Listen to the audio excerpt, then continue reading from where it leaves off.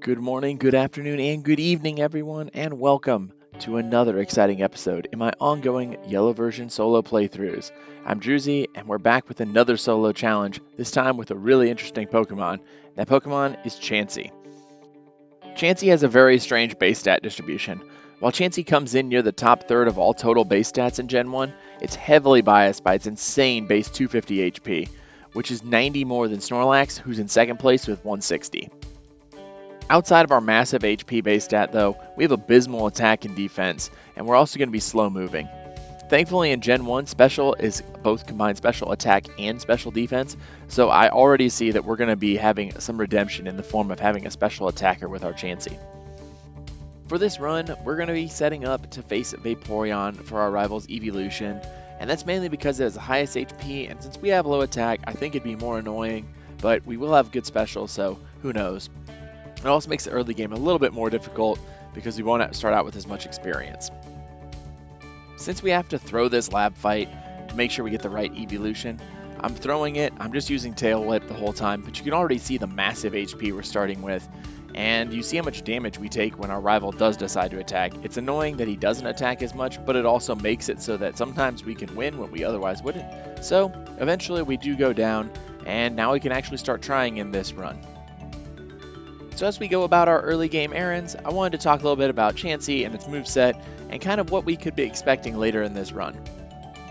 So obviously we're playing in Pokemon Yellow, so we'll be using the Yellow moveset, but if you were to try this in Red or Blue, your moves would be a little bit different, which might impact how you approach this challenge. Our level up moves aren't really that great. We do get access to Defense Curl, so maybe we could use that to take advantage of the badge boost glitch, but other than that, we're going to probably be heavily relying on TMs. And luckily our special attack is really good, so that means that we can rely on some of those great moves such as Thunderbolt, Blizzard, Fire Blast, Psychic, Ice Beam. There's so many that we can take advantage of, so the biggest challenge I see is going to be how do we balance this and make sure we have good type coverage for our battles when we move on. But before we get into the later game where we have access to all of these great TMs, we still have to start with the one trainer that's going to probably cause us a ton of problems, and that is Brock. Thanks to Brock's rock types and our very low attack, and we don't really have any other special moves to take advantage of right now, this battle is brutal. We start off coming in at level 11. It's safe to say that this battle doesn't go well. Geodude is doing 11 or 12 damage per tackle, so we're definitely going to need to grind a little bit here. What makes this even worse though, is that our low attack makes some normally easy battles very difficult, including the Light Years trainer ahead of Brock. After our loss against Brock, I decided to battle the Light Years trainer to see how we're stacking up against him, and even though we're 2 levels higher than his Pokemon, we don't do very well. We're taking massive damage from a Diglett, and even with some critical hits, we're able to finally get past the Diglett about half health, and Sandshrew comes out, and we're not doing anything. Our critical hit did about a quarter damage, being generous, and eventually we go down to the Sandshrew before even taking it down to half health. So this run is not off to a great start. As it turns out, the Light Years trainer is actually a decent test to see our progress as we do move on. So we come back at level 12, and this time we've learned Double Slap. I'm going to be using Pound against the Diglett here to show off the damage it does. Double Slap might do more damage if you got a 5-turn Double Slap, but that's not very likely, and Pound does pretty good damage, and eventually we're able to take out the Diglett, but we are at about 1/3 health. We do level up to level 13 along the way though, so that is nice. Sandshrews out, and I show off some of the Double Slap here. We miss, and then it's not doing much damage, and eventually Sandshrew does end up taking us out, so we still haven't made much progress, and so we're probably not going to be able to beat Brock. But you know what? I'm going to try anyway. So after finishing up leveling to 13, we end up coming into the Geodude fight, starting with a Tail Whip to lower his defense a little bit, and Double Slap is still not doing great damage. It is doing almost nothing, probably 1 damage to the Geodude each time. So that's probably not going to be a very strong strategy, and we're not going to win here.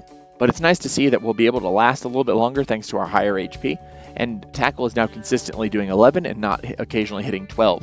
So with that out of the way, we're going to end up losing this. We're going to grind a couple more levels in Viridian Forest. Luckily, it goes pretty quickly because Chansey's in the fast level up group, and we'll come back again to face Brock next time. So now back at level 15 against Brock, and we finally start to make progress against Geodude. After setting up a few tail whips, we're able to do more than 1 damage with our double slap, and so we're eventually able to whittle it down. You know, things are not going great still. We have to take a long time, and we take a lot of damage in the process. So, you know, we aren't going to probably be able to beat the Onix at this level, but just beating Geodude would be a win.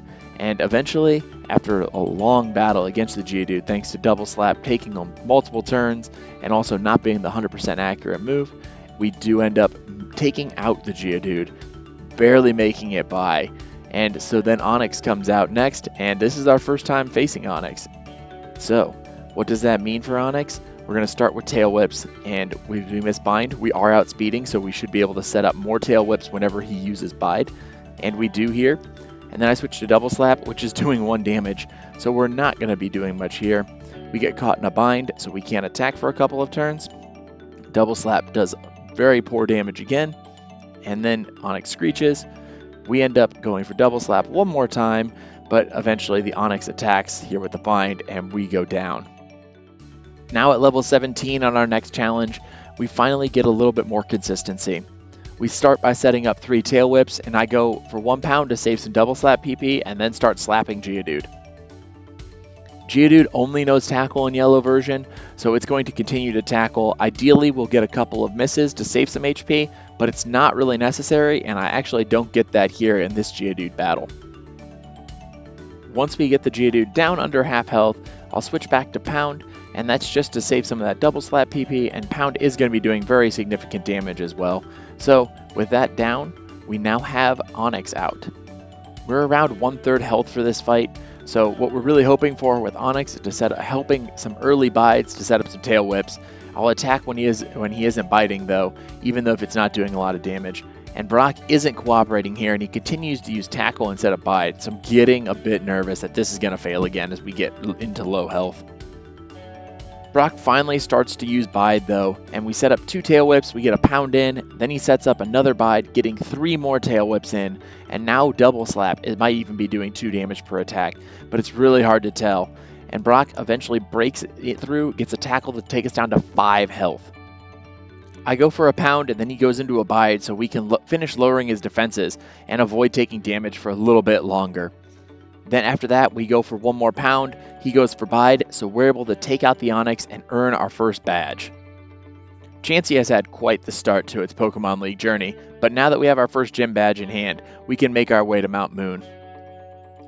And now that we have access to Mount Moon, the best part is that we get early access to Water Gun, which can take advantage of our special stat. And even though it's weak, it's still a huge upgrade for us. And right after teaching it, as if a sign from above, we run into this Geodude, and now it's a one-shot with our Water Gun. So that's fantastic, and hopefully we have an answer to rock types for the rest of our run. So now that we've completed Mount Moon, we can go into Cerulean City, and I'm really thinking that the rival number 2 battle is a lot better than Misty. We only have Water Gun, so that doesn't sound like a good attack against her water Pokemon. So after a quick stop at the Pokemon Center to heal, I'll stop into the random person's backyard and steal their hidden candy that's on the ground, and then make my way over to Rival 2 for that battle. In Mount Moon, I also taught Mega Punch to Chansey for a better physical move than Pound, but we're going to rely on Water Gun for this battle. So let's see how this turns out. Once again, the rival will start with his Spearow, and we're going to start using Water Gun, like I said. And Water Gun against Spearow takes 2 shots, but it ends up taking it out, no problem. Out comes Sandshrew next. Water Gun super effective, 1 shot, perfect. Rattata is out next after we level up. And we're going to go Water Gun, and 1 shot again, fantastic. Eevee's out next. Water Gun does under half, but it's going to be 3 attacks. But we're able to take it out without taking damage, and that was fantastic. So now with that out of the way, we can go face the trainers on Nugget Bridge and on our way to Bill's, and then we'll go and face Misty at level 26, and now we've learned Sing. Sing makes this battle a lot more consistent since Sleep is so powerful in Gen 1. Unlike later generations, Sleep can last up to 7 turns, and you can't attack the turn you wake up, so it's super strong here. And once Staryu goes to sleep, we use Mega Punch to take it down, so now Starmie comes out next. Misty sets up an X-Defend while we use Sing to put it to sleep. It wakes up first turn though, but after seeing how much damage Tackle's doing, I decide Mega Punch is better than putting it to sleep, So we continue to Mega Punch until we end up getting a critical hit to take it to red health. I decide to go for the humiliating defeat and use Water Gun to knock out her water Pokemon. If I wasn't trying to humiliate the AI in a computer game originally made for children, would I even be playing the game right? As a prize for beating Misty, we get the TM for Bubble Beam, which we're going to immediately teach over the place of Water Gun. So this is going to give us a lot stronger move overall for our water types moving forward. And with that in place, we're going to make our way to Vermilion City and the SS Anne. Because we have such terrible attack with Chansey, I'm going to skip Body Slam today, and I head straight for the cabin with the rare candy. We need to beat the gentleman with 2 fire types to get it, but that's not a problem. We have a very high special, and with Bubble Beam, Growlithe is a one-shot with Bubble Beam, and Ponyta is also a one-shot. And so with that, we can now borrow this group's rare candy and head off to face rival number 3. And if you thought rival number 2 was simple, rival number 3 is even easier thanks to some stronger moves and a few more levels. 1 Bubble Beam knocks out Spearow, 1 Bubble Beam knocks out Rattata, 1 Bubble Beam knocks out Sandshrew, Eevee's out last, and Eevee does survive from 1 Bubble Beam, and I decide to mix things up because Bubble Beam was getting boring, go for Mega Punch and miss, but then we hit a Mega Punch and that takes out Eevee thanks to a critical hit, and we've beaten rival number 3. The early to mid-game rival fights in Pokemon Yellow don't seem to be much trouble in these single Pokemon runs. We usually have a lot more extra levels, and we're pretty strong overall at this point, so it's usually a sweep. We can now take care of the Seasick Captain, get access to Cut, and make our way to fight Surge at the Electric Gym. This one could be interesting, but I think it'll go well overall with Chansey. Surge is going to outspeed, and he uses Thunderbolt, which gets a crit against us, but our Bubble Beam also gets a crit against him, so we're doing pretty good so far. His Mega Punch hits and does way more than his critical Thunderbolt did, but we also get a crit Bubble Beam, and that takes him down. Back-to-back crit Bubble Beams with Chansey is about a 1% chance of happening, so that's pretty crazy overall. But after some of the other long odds I've seen in these challenges so far, like in my Dugtrio video, I'm not going to worry too much about it, take our 3rd badge and move on. I teach Thunderbolt in the place of Double Slap to our Chansey, so now we have good electric coverage as well, and head on over to Celadon City. In Celadon City, I pick up a fresh water to trade for Ice Beam to the little girl on the roof, and then decide the Saffron Guards also need some high quality H2O today and pick one up for them as well. After we make our trade for Ice Beam, I head out to finish shopping and then make my way to the game corner to battle Team Rocket. Before I battle Giovanni for the first time, I decide to get rid of Sing even though Sleep is so strong in Gen 1 and replace it with Ice Beam. Sing isn't really accurate, and I think a strong Ice type move is going to be more useful in the long run of this challenge. So with our new move in place, we're ready to fight the organized crime boss. Giovanni's team doesn't pose any challenge to Chansey right now. Onix and Rhyhorn are both easy one-shots, first with Ice Beam, then with Bubble Beam on Rhyhorn. Persian comes out next, but Persian decides just to growl at us, but we aren't using physical attacks anyway, so it's just a wasted few turns, and Ice Beam eventually takes it out. We get the victory, we can now claim the Silph Scope, and normally we'd make our way directly to Lavender Town, but we're not going to do that quite yet today, and we're going to mix things up by first heading over to Saffron City. So now we're making our small detour through Saffron City on our way to Lavender Town. We give the guard his well-deserved beverage, so then he lets us in, and that'll let us go right to Mr. Psychic's house. Mr. Psychic will give us the TM for Psychic, which is not a surprise at all knowing his name, and then we get to teach that over Mega Punch right away. Psychic will let us use our special stat, which is much better than our attack stat. It also gives us more type coverage as well. So with Psychic taught, we can now head over to Rival 4 and our normal Pokemon Tower run. With our moveset mostly set, we're now able to see what this coverage gives us. His Fearow goes down to a single Thunderbolt. Then we come out, Vulpix gets a little bit of damage off with a quick attack, but then goes down to Bubble Beam. Magnemite's out next. Ice Beam against the Magnemite is a one-shot. Sandshew's out after that. Bubble Beam is a one-shot against Sandshrew. It is worth noting we're over 15 levels higher than some of his Pokemon here, but even his Eevee goes down. We're only 10 levels higher only, but that's an easy one-shot sweep on most of his team, and that's fantastic at this point in the game. After a slow start, Chansey's definitely kicked it into high gear, and that trend's going to continue as we go to take on Erica and Celadon. Ice Beam barely misses taking out Tangle in one shot. but Ice Beam takes out Weeping Bell in one shot, and then out comes Gloom, and the Stinky Flower also goes down to a single Ice Beam, and now we've got another badge under our belt. That's 4, and we're able to keep moving on. That was the easiest one so far. And since we have Psychic on our moveset, I decide that we're going to go and take on Koga next because his Poison Gym should be a little bit easier to take on using that, and our high special should also give us good resistance against any Psychic he would use on us.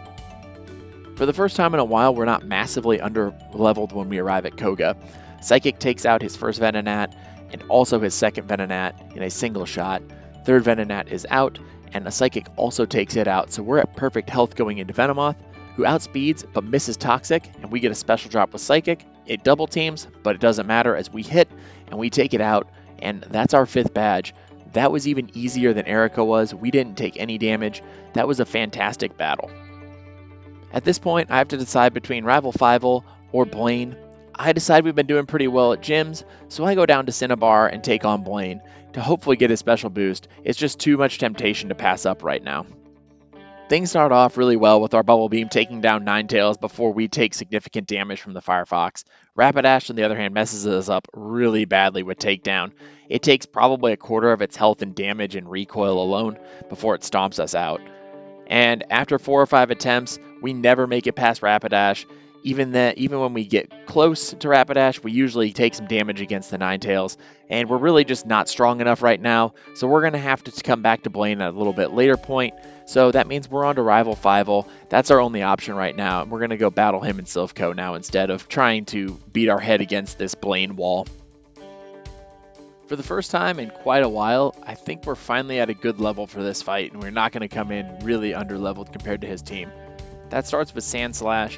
Sandslash is at level 38, we're at 41. Our Ice Beam takes it out in one shot. Magneton's out next, and we go for Ice Beam, hoping for a freeze. We don't get it, but we do get Thundershocked and paralyzed, so that's going to be super annoying the rest of this fight. It hits us with a Sonic Boom, but 20 HP on a Chansey is not going to be a big problem. Bubble Beam is a 2-shot on Ninetales, and we end up getting our first one, then dealing with some paralysis before taking it out without taking damage because of our rival's poor move choice. We don't have a physical move to take advantage of Kadabra's low defense today, but we have Ice Beam, and so hopefully we can get a freeze. After trading a freeze for a recover, we end up getting our freeze so we can take Kadabra out with a Thunderbolt. Vaporeon's out, and the Water Dog hits us with a couple Sand Attacks, so we need to hit 2 Thunderbolts, and because of paralysis and those Sand Attack drops, it's turning out to be a lot harder than it should be. After a while, we do hit our second Thunderbolt, taking down the rival and winning us the battle. That paralysis definitely made things a lot harder than they needed to be, but it really wasn't too bad overall, so we're going to need a quick heal before the Giovanni battle, and with that out of the way, we're going to head to Giovanni now and take on the Rocket Crime boss. After Giovanni finishes his rant about staying out of grown-up matters, he starts the battle by sending out Nidorino, and Nidorino is a one-shot with our Psychic, and that actually gets us to level up to level 44 so we can learn Defense Curl. I decide not to learn Defense Curl though. Although it would let me take advantage of the badge boost glitch and boost my already low defense in the process, the badge boosts go away anytime you level up, and since we're in the fast level up group, I don't know how helpful that's going to be in a lot of battles. I'm not sure if Defense Curl would have been a better choice in the long run. Feel free to let me know what you think in the comments though. Anyway, while I defended my actions on not learning Defense Curl, we've made quick work at the rest of Giovanni's team. The only messy part was Nidoqueen, and that was never even really an issue, and with that we've now defeated Giovanni. With Giovanni defeated, all the rest of the Rockets are gone from Saffron as well, so we can make our way to Sabrina, and I think this is going to be an interesting battle because it's strength on strength of special here. We start out and we get flashed, so our accuracy is down, and we're needing 3 Ice Beams to take out Abra. I'm choosing to use Ice Beam here for that freeze chance, even though I think Thunderbolt might have been a 2-hit knockout. After a while, after way longer than it should have been really, thanks to that accuracy drop, we're able to take out the Abra and move on to the Kadabra. Psychic does pretty good damage and gets that special drop, and that special drop is a giant pain as Kadabra continues to lower our accuracy with Kinesis. By the time we're able to take out Kadabra, our accuracy is down 4 stages and our special is down 1 stage, so this isn't a great way to be going into the Alakazam fight. So the good news is we do have about 2/3 health going into the Alakazam fight, but we couldn't hit water if we fell out of a boat, and even when we do, we're not doing anything thanks to our special drop and Alakazam's high special, so we end up going down. These battles against Sabrina are pretty tough thanks to the accuracy drops, but eventually I do get this one where we don't get our accuracy destroyed by Abra. We get a freeze and then are able to switch to Psychic to kind of whittle it down while we save some PP on Thunderbolt and Ice Beam. So Kadabra's out next, and we go for our Ice Beam, and after a weak Psychic, we crit, avoid getting damage from Kinesis, and then after an X defend, we take Kadabra out, so we're near full health and at full accuracy for Alakazam. And in this battle, Alakazam goes for Reflect before we hit Ice Beams, and then it goes for a mix of Recover and Reflect before we eventually do get a Freeze, and that gives us a chance to take Alakazam down unopposed for our 6th badge. This was a painful battle, but I kind of expected it to be. It honestly went much faster than I expected it to. So, in true ungrateful winner fashion, we're going to throw away Sabrina's favorite TM, the one that she gave us for winning, right in front of her without a second thought, and head back to Cinnabar Island for our rematch with Blaine after we've gained much needed levels. I think the extra levels we picked up on our nice little detour to Saffron City will come in handy here. But, as it turns out, they aren't as useful as I thought. Ninetales gets a crit with its flamethrower, and that also burns us, so that's not ideal. Our Ice Beam doesn't freeze, but our Bubble Beam does connect and gets a crit, and that takes out the Ninetales. Out next is Rapidash, and Rapidash still does massive damage with that takedown, and luckily we're able to get a critical hit Bubble Beam to take it out. That brings out Arcanine, who finishes it off pretty quickly with a takedown of its own, so we're clearly going to need a couple more levels to make this consistent. So we're back at level 47. And we avoid all damage from Ninetales thanks to Tail Whips and Confuse Rays that don't connect. So that brings out Rapidash, and even though Rapidash still does big damage with Takedown, we're able to move on thanks to a speed drop we get with Bubble Beam, allowing us to outspeed to bring out the Arcanine. So right now we have 106 HP for Arcanine. That's not great, but I'm going to finish this out anyway. It goes for Reflect, and then we get a critical hit Bubble Beam. It goes for Flamethrower, it crits, and still doesn't knock us out. Chansey's huge special is coming through for us, and that huge HP helps too. And with that, we now have 7 badges, which means we can move on to Giovanni, and we can hopefully get our 8th badge and head on to the Elite Four. But before we do that, I'm going to make a quick stop back in Celadon City. There's this old lady across a small pond at this little house, and she gives TM41, which contains Soft Boiled.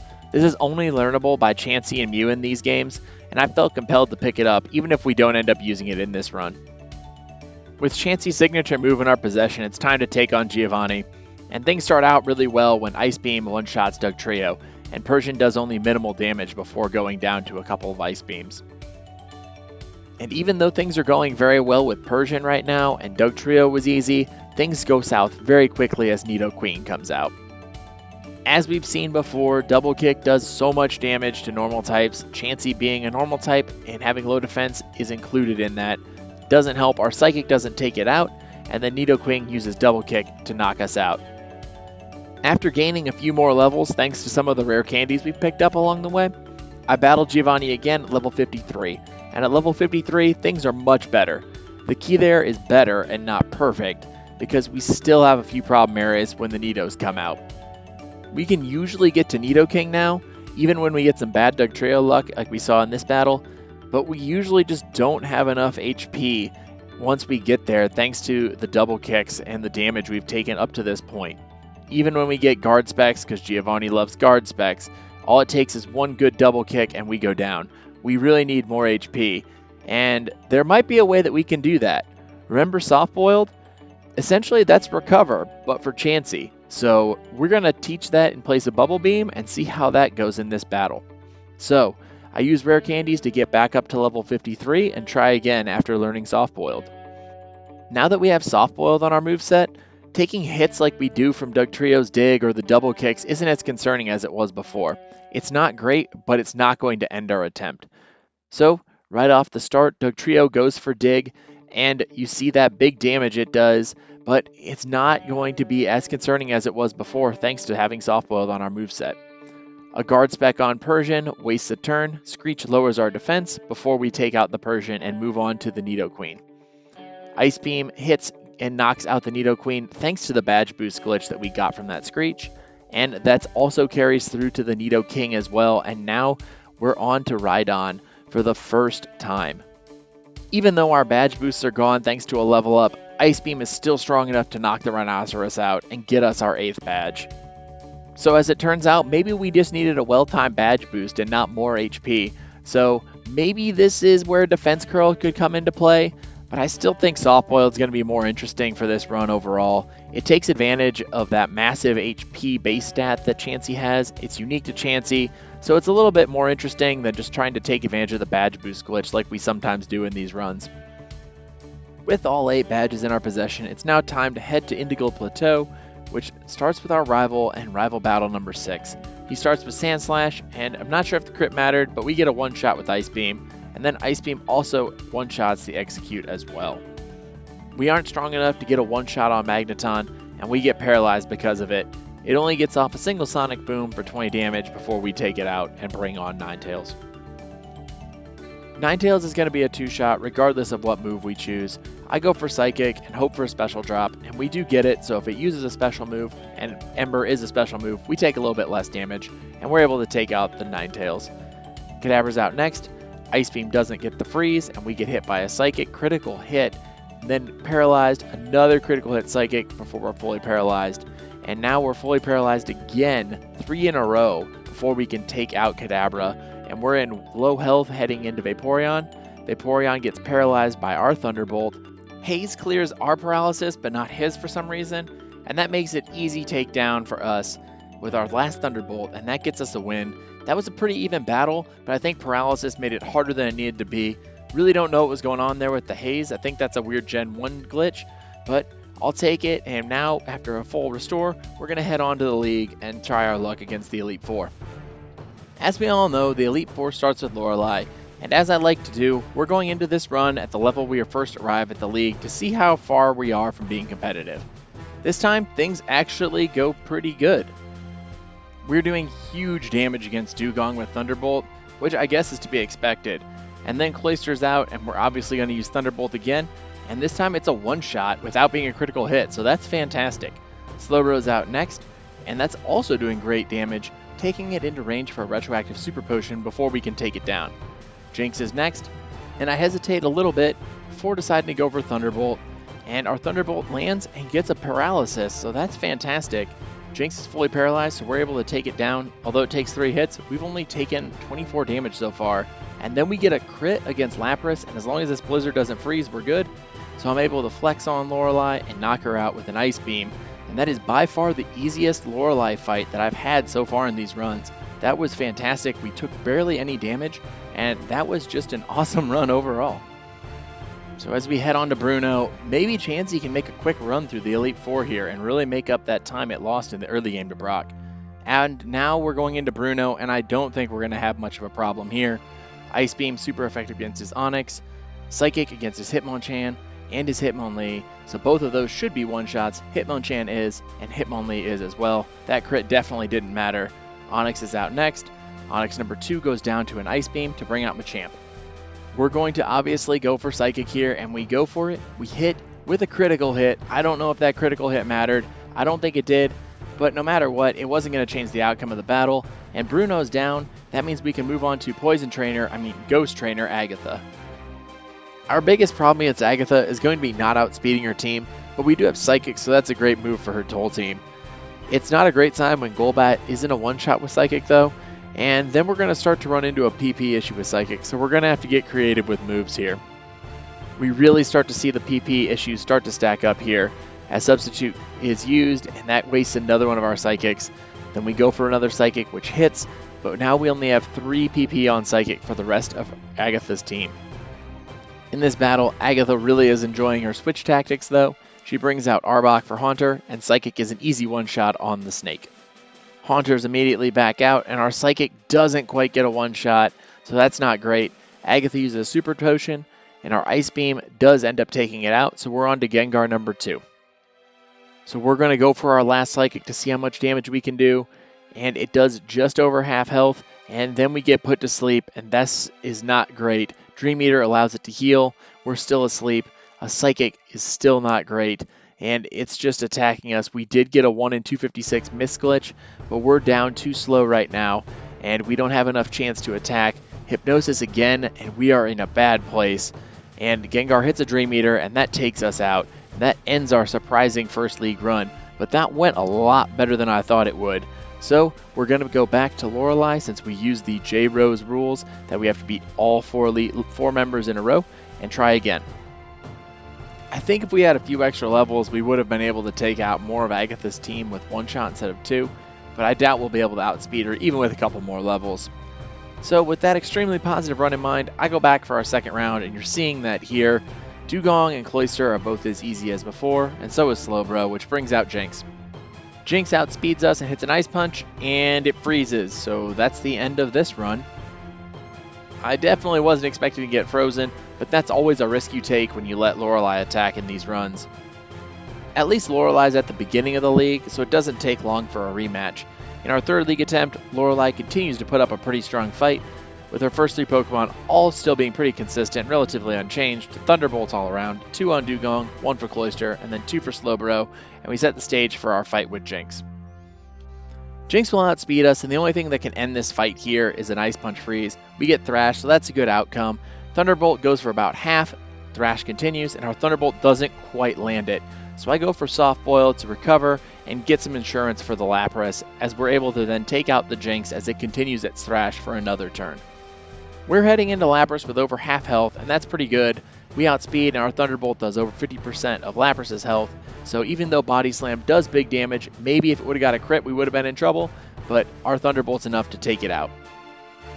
Although it wasn't an elegant battle at all, it was pretty consistent overall thanks to our ability to heal with Soft Boiled. We aren't really in too much danger, we're not taking too much damage. The biggest risk against Lorelei really are Ice Punch freezes or Blizzard freezes, and we didn't get either one of those, so we're able to move on and take on Bruno.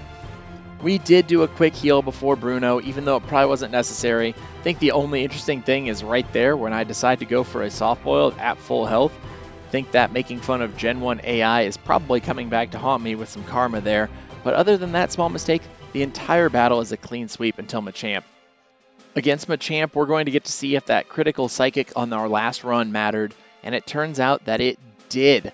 We barely don't knock it out.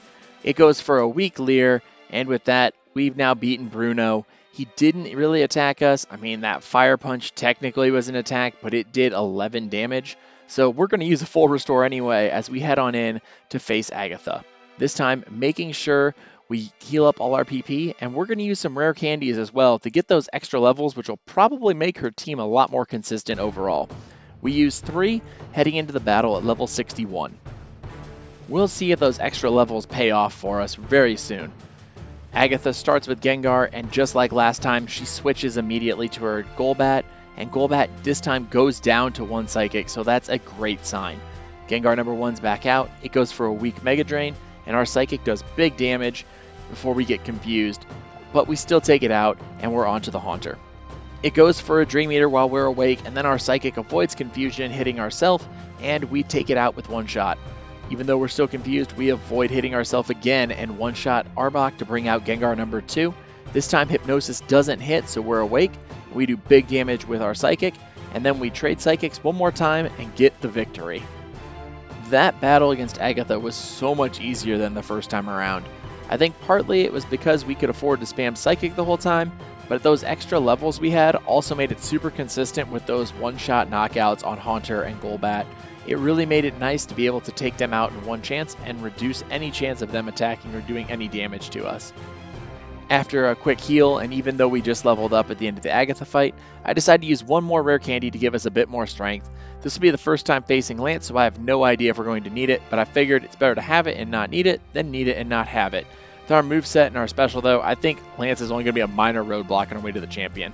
And it turns out that's true, starting with the Gyarados going down to an easy Thunderbolt.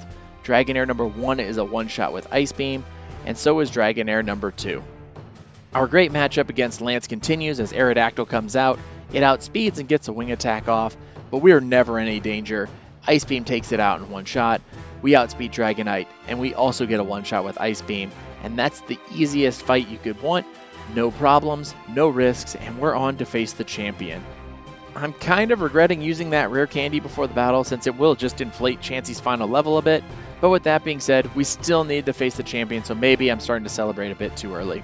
We restore our PP and our HP and head into the smallest room of the Pokemon League to square off against our rival and our champion for one last chance at the Hall of Fame. Cue the champion battle music, and let's see if we can do this. The champion leads with Sandslash, and our Ice Beam makes quick work of it with a one-shot. Alakazam is next, and we have to use a special attack here. I go for Ice Beam, hoping for a freeze, as Psybeam does very weak damage against us. We don't get it, and luckily avoid an accuracy drop with Kinesis before another Psybeam hits with a critical hit, and we're doing pretty good so far. Executor's out, and we use Ice Beam, and it does big damage and gets the freeze, so now we can take a Soft Boiled to recover. What a cool animation that is. We're now at full health for the rest of the fight, so I use a couple Psychics to take out Executor because we're not going to need those. I don't think we're going to be short on PP, but I'm just being safe here. Ninetales is out, I go for Thunderbolt, and Fire Spin misses us, which could have trapped us, and we get a paralysis, so we move first. I switch to Ice Beam, and we get a Tail Whip, so now our special's up the rest of the battle thanks to the Badge Boost glitch. However, it doesn't matter because we level up, immediately getting rid of those boosts. Ice Beam on Magneton does over half damage, and Screech hits us, which means that we'll be doing more damage because of the Badge Boost glitch again, but we have 3 stages of defense down, so that Swift did way more damage than I was expecting. We're now on to Vaporeon. We hit Thunderbolt. It does massive damage, does over half. He goes for Mist, and that lets us, after a quick attack, which does a lot of damage, take him out with a Thunderbolt, winning us the run and getting us into the Hall of Fame. I've got to say that after a pretty rough start, I wasn't sure what to expect from Chansey, but Chansey really opened things up around the mid-game. Once we got access to those strong special attacks, we had such great type coverage and things moved pretty quickly. When you combine that with that fast level curve we saw, Chansey's really strong late game option, and it was actually really fun to get to use Soft Boiled too, get to use its signature move. It was a lot of fun and I really enjoyed this run. But now we have to find out how Chansey stacks up against the competition. Well, we ended at a level of 65, so right in line with some of our other challengers, and our final time is 5 hours and 15 minutes. That time comes right in the middle of our current 2 tiers, so I think the obvious answer is to make a 3rd tier for Chansey here. If it wasn't for the slow start in the early game, it probably would have been higher, but once you get those special attacks, it's really pretty fun, and it's a pretty easy run actually. And now that we've had a chance to place Chansey on the tier list, it's time to see who our next challenger will be. As always, we're going to be using the wheel here to see who we use next. So we're going to spin it and see where it lands. And as it slows down, we find out that our next challenger is going to be Coughing. That's an interesting one, very interesting. I don't think I've ever used a Coughing in any game before, so this is definitely going to be a learning experience for sure. I have no idea what to expect. If you like this video, be sure to like, subscribe, and ring the bell to be notified when the newest videos come out. I hope you all enjoyed the video, and until next time, I'm Droozee, and I hope to see you again soon.